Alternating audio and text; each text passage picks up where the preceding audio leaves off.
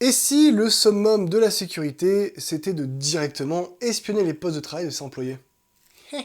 Bonjour à tous, c'est Deru et bienvenue pour un nouveau DeruTech. Aujourd'hui, petite vidéo sur un outil de sécurité relativement récent, qui ne va pas concerner tout le monde et donc bien évidemment pas intéresser tout le monde, mais sachant qu'une bonne partie de mon audience récurrente et fidèle sont soit des informaticiens, soit des étudiants en sécurité informatique, je me dis que ça pourrait être quand même cool de parler de ce sujet, surtout que c'est pas vieux et que c'est utilisé de plus en plus.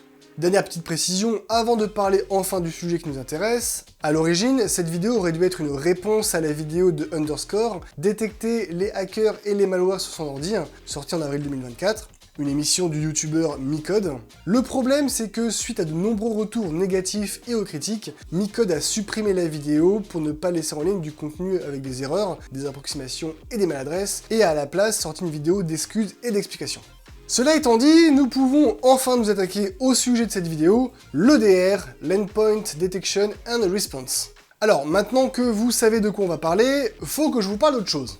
Revenons à l'antivirus pour bien comprendre. Je vais pas tout vous expliquer, j'ai fait une vidéo sur le sujet, certes, elle est plus toute récente, mais le sujet principal est bien développé. Un antivirus, ça a plusieurs méthodes de fonctionnement. La plus connue, la comparaison de la signature d'un fichier avec les signatures contenues dans une base de signatures virale. Et la méthode heuristique, qui base son analyse sur le comportement des programmes vis-à-vis du système informatique. Il y a d'autres méthodes, mais on s'en fout ici. Bon, maintenant que ce rappel est fait, il faut savoir qu'un antivirus peut avoir deux modes de déploiement et de fonctionnement, au moins en entreprise. Celui que vous connaissez tous, vous installez l'antivirus sur votre PC et vous l'utilisez comme bon vous semble, et un fonctionnement avec des agents et une console centrale, les agents étant une partie de l'antivirus directement installée ou déployée sur les postes de travail, qui communiquent avec la console antivirus installée sur un serveur. Cela permet de centraliser les informations et l'état de santé du parc informatique directement sur une console, qui permet également de lancer des actions ou des recherches appliquées à l'ensemble des ordinateurs du réseau. C'est quand même plutôt pratique quand c'est bien fait. Et bien là, vous avez et n'avez pas ce qu'est un EDR. Allez, bonne soirée à tous, c'était Deru et n'oubliez pas de vous abonner. Plus sérieusement, c'est là-dessus que la vidéo de Underscore a fait sa première boulette, en comparant un EDR, un antivirus en plus puissant, alors que, et on va enfin expliquer ce qu'est ce putain d'EDR, un EDR ne comporte même pas forcément de module antivirus. Bah non, vous pouvez avoir un agent EDR, oui parce que ça fonctionne avec un agent et une console centrale, d'où l'explication du début, et votre agent antivirus totalement indépendant l'un de l'autre. Allez, assez tourné autour du pot, un EDR est donc un logiciel de sécurité permettant de détecter toute menace sur un équipement informatique, oui, les malwares s'il contient un module antivirus, ou s'il est configuré pour détecter les virus, mais surtout des comportements suspects, à risque, de la part de processus, de sites internet, d'utilisateurs, d'activités réseau et autres.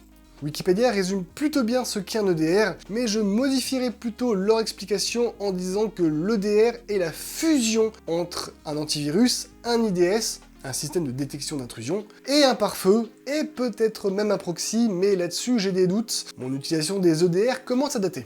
L'un des gros avantages d'avoir ce genre d'outil installé en entreprise, c'est de pouvoir avoir au sein du même outil des données réseau, système, web, antivirus, et donc de pouvoir créer des alertes de détection plutôt élaborées.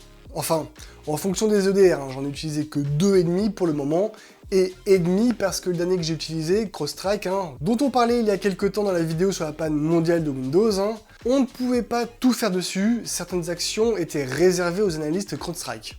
Le second avantage, c'est lors d'une compromission d'un poste de travail ou d'un serveur, que ce soit à cause d'un vol d'identifiant suite à du phishing, un vol de matériel, une infection par malware ou toute autre chose, les analystes ont quasiment tout ce qu'il faut pour analyser à distance, depuis la console centrale, les actions effectuées, les tentatives de connexion, les communications réseau et internet malveillantes, etc. Et peuvent même réinitialiser ou mettre hors réseau une machine pour éviter de compromettre d'autres équipements. Et là, je vous parle de tâches réalisables sur un PC ou un serveur ponctuel, mais on peut directement rechercher par exemple toutes les machines sur lesquelles un fichier est présent ou auquel un utilisateur s'est connecté. Ça permet aussi d'obtenir des informations système comme la capacité RAM d'une machine, la version du système d'exploitation installée, si les disques durs d'un PC sont chiffrés, quels logiciels sont installés sur le poste de travail, etc. etc. etc.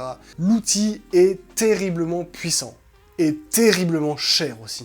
Tellement puissant qu'il faut bien faire attention à qui l'utilise et ne laisser l'EDR qu'entre les mains de personnes compétentes et ayant bien signé une charte d'utilisation des outils informatiques bien claire et précise, parce que cet EDR pourrait presque permettre d'espionner les activités d'un utilisateur.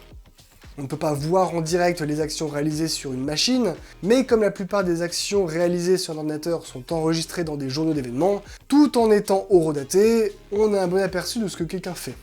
Et d'ailleurs, pour les 2-3 stressés qui vont crier à l'espionnage de leur vie privée par leur patron ou par l'équipe sécurité, je vous rappelle que vos postes de travail pro ne doivent être utilisés qu'à des activités professionnelles et que toute activité perso peut vous être reprochée, voire même peut être un risque à la sécurité du parc informatique de votre entreprise. Donc on se calme! J'ai déjà dû gérer des cas comme ça, et c'est très satisfaisant de renvoyer les utilisateurs vers la charte informatique, la PSSI ou vers le RSSI, mais c'est également très chiant que des personnes se permettent de péter plus haut que leur cul en prenant de haut les équipes sécurité alors qu'elles sont en tort et qu'elles avouent indirectement qu'elles n'ont pas lu ce qu'elles ont signé en arrivant en entreprise. Pour conclure, et revenir à l'idée de base qui était de répondre à la vidéo d'Underscore, au moins sur l'idée qu'un EDR est un antivirus plus puissant, parce qu'il y a eu d'autres idées développées dans la vidéo d'Underscore, comparer un antivirus à un EDR, c'est comme comparer un scooter à un bus. Oui, c'est un moyen de transport, ça contient au moins 2 roues, mais l'usage et le but de ces 2 véhicules est différent, et ils n'ont surtout pas le même prix. J'espère que cette vidéo vous aura plu, si c'est le cas n'hésitez pas à vous abonner si ce n'est pas encore fait, à partager cette vidéo pour qu'elle soit vue par un maximum de monde, à cliquer sur le pouce en l'air, à laisser un commentaire si vous avez une question ou une remarque, et à me rejoindre sur les réseaux sociaux.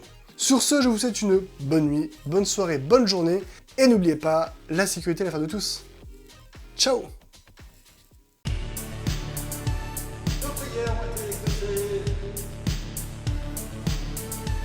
Insérer blague sur Apple ici.